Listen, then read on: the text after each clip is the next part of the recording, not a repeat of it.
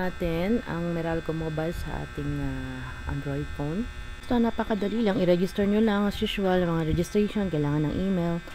Then, yung CA na makikita dun sa Meralco bill ninyo. Hanapin nyo lang customer account number. So, input nyo lang yon. Then, makikita nyo yung balance nyo dun. So, magno-notify sila every month kapag may due date ka na. Kung sa due date mo, may bago ka ng billing. So, ganun lang. Guys, download nyo lang sa Google Play or sa Play Store. Then, once na meron na kayo, pwede nyo nang bayar. May track nyo na yung bills nyo online. Then, pwede nyo nang bayaran. Pwedeng GCash or Maya, Visa card, debit card, ganun pwede.